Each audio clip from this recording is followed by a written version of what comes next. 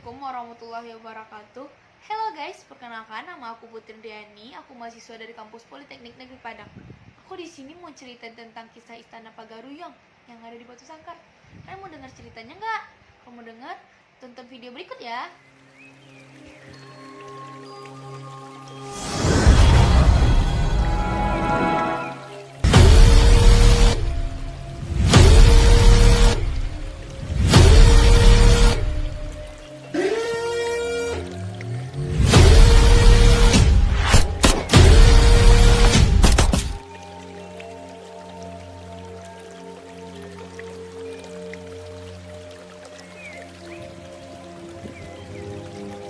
Istana Pagaruyung atau yang diberi nama resmi Rumah Gadang Istana Basa Pagaruyung merupakan salah satu istana kerajaan yang ada di masa lampau yang masih bisa kita nikmati di masa kini. Istana Pagaruyung menjadi salah satu destinasi wisata bersejarah yang berlokasi di Jalan Sultan Alam Bagagarasyah, Pagaruyung, Tanjung Emas, Kabupaten Tanah Datar, Sumatera Barat.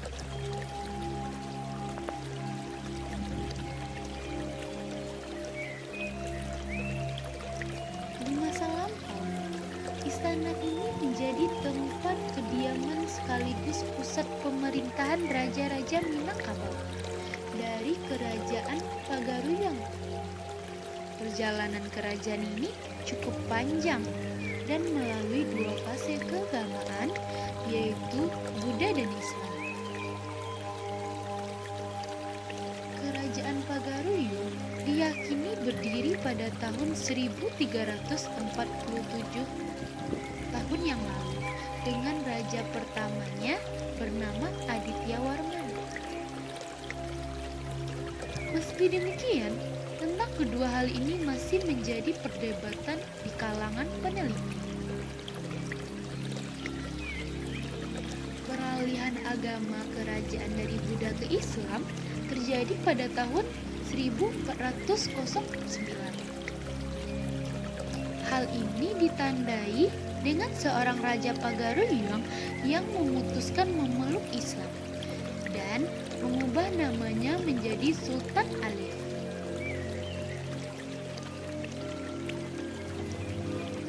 Istana Pagaruyung yang dapat dikunjungi di Kabupaten Tanah Datar saat ini merupakan replika dari istana aslinya yang sudah hancur karena terbakar pada tahun 1976. Istana Pagaruyung adalah bangunan berupa rumah gadang. Artinya kata basa dalam nama istana ini yang berarti besar, yang mana yang dimaksud yaitu selingkaran Istana Pagaruyung. Istana Basa Pagaruyung yang saat ini memiliki 3 lantai yang terdiri dari 72 tonggak dan 11 gonjong atap. Bangunannya memiliki ciri khas khusus yang berbeda dari rumah gadang lainnya. Ciri khas itu dapat dilihat dari bentuk fisik bangunan yang dilengkapi dengan ukiran falsafah alam dan budaya Minangkabau.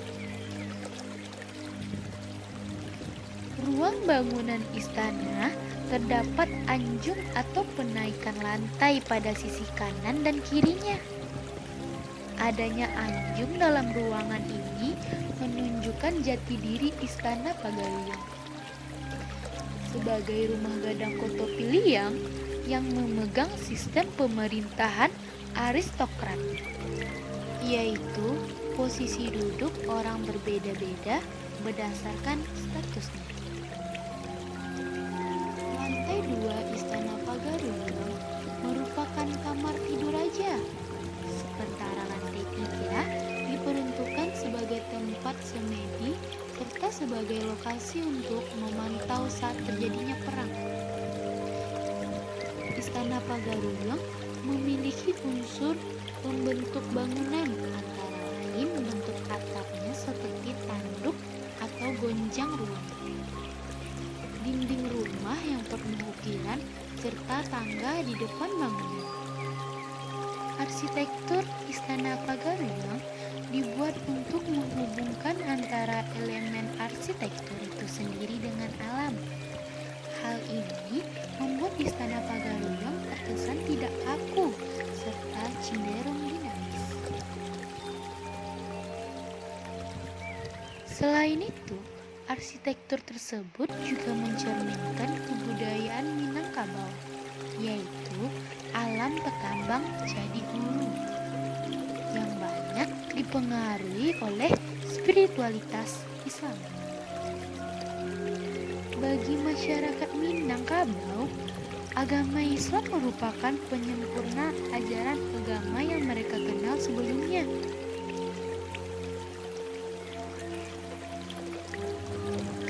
Islam juga menjadi dasar dari setiap adat dan kebudayaan masyarakat. Diketahui, dasar Islam dalam kehidupan budaya Minangkabau melahirkan prinsip yang berbunyi adat basandi syarak, syarak basandi kitabullah, yaitu adat bersandar pada aturan serta aturan bersandar pada kitab Allah yang diyakini yaitu Al-Quran. Cerminan kebudayaan pada Istana Pagaruang dapat dilihat dari anak tangga di depan bangunan yang berjumlah ganjil, yakni 11. Bilangan ganjil rupanya disukai oleh masyarakat Minangkabau karena melambangkan keesaan Tuhan. Berikutnya adalah atap gonjong atau tanduk kerbau. Simbol ini dimaknai sebagai interaksi manusia kepada Tuhan karena bentuknya yang menjulang ke atas. Bentuk atap bangunan ini juga melambangkan keselarasan alam yang bergunung dan berbukit. Bagian depan Istana Pagaruang juga menyimpan makna yang mendalam dengan banyaknya motif alam seperti akar, bunga, dan hewan. Motif-motif itu sesuai dengan tuntunan agama yang melarang melukis makhluk hidup secara